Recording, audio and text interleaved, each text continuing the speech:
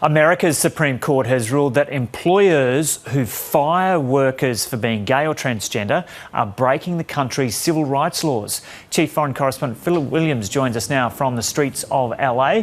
And Phil, just explain for us first of all where you are now, what's happening behind you. Yes, I'm just on Hollywood Boulevard and you can see some people here. They're removing the Black Lives Matters logo that was painted on the street. Apparently it was all organised to happen this way, that they were going to have this painted here and then remove it. Unfortunately, the yellow paint is the wrong sort and it's stuck rather hard, so these volunteers are now here busy removing it. But yes, important things happening in Washington with the Supreme Court decision. This is a decision that is quite very, very significant for all LGBTQI people in America, because it gives legal backing to what they've always argued, which was that anyone dismissed on the basis, who lose their job on the basis of their sexual orientation, well, that's illegal, and that's been confirmed 6-3 by the Supreme Court. Now, one of the plaintiffs that brought this case is Rayshard Bostock, and here's what he had to say about it. When I lost my job, it was my dream job. So imagine having that that you went to every day and you enjoyed doing it, and then to have it suddenly taken away from you because you decided to join a gay recreational softball league.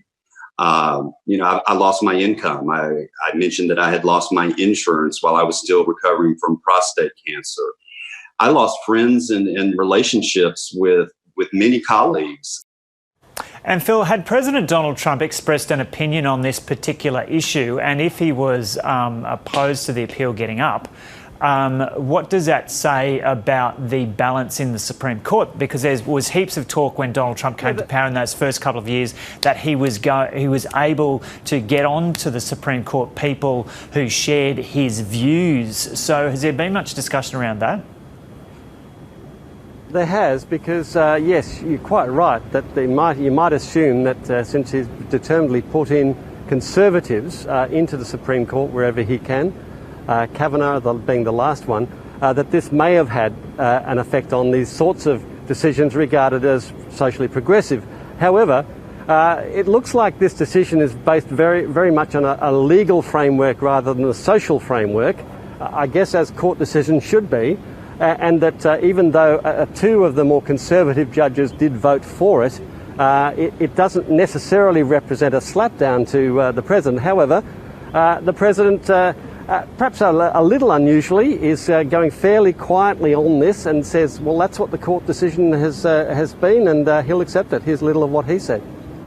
I've read the decision, and some people were surprised, but they've ruled, and we live with their decision. That's what it's all about. We live with the decision of the Supreme Court. Very powerful, a very powerful decision, actually. And Phil, just before we leave you, just going back to our first point of discussion, you mentioned those people behind you who are trying to remove that yellow lettering. It looked like they were repainting it with yellow paint, but they're actually trying to remove it. Yeah, it's like a paint remover. It smells like it too. You can smell it from here.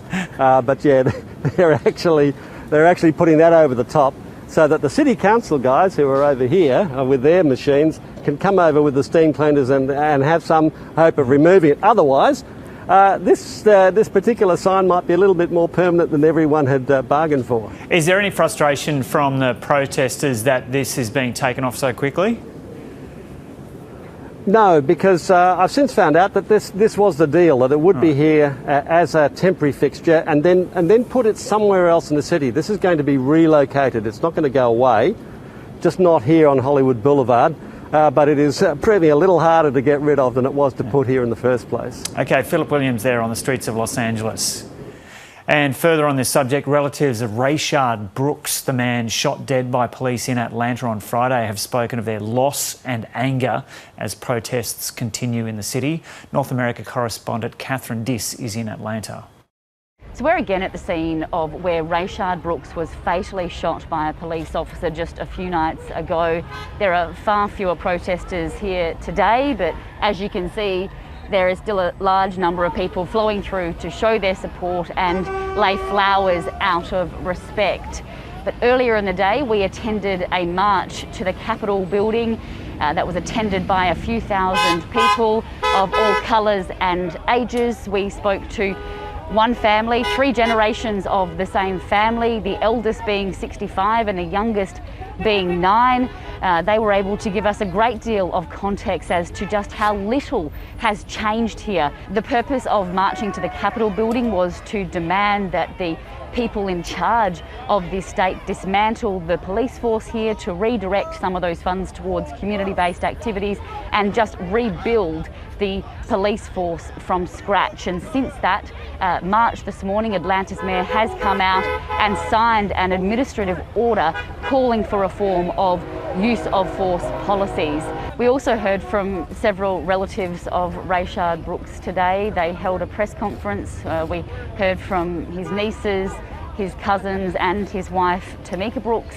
There were some truly heartbreaking moments in there where they reflected on who he was as a person. They spoke about how they had supported the nationwide protests that were sparked by the death of George Floyd, but they never thought that their loved one would be the next person to die at the hands of a police officer. The trust that we have with the police force is broken.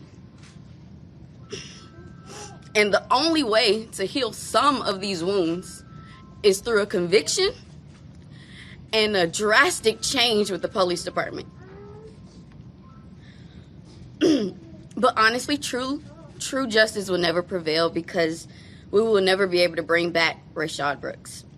We also heard from the family lawyer who said that he would be calling for murder charges to be laid against the officers involved. We are expecting some sort of news on that in the next couple of days, but the district attorney here has already indicated that murder or manslaughter could well be on the table.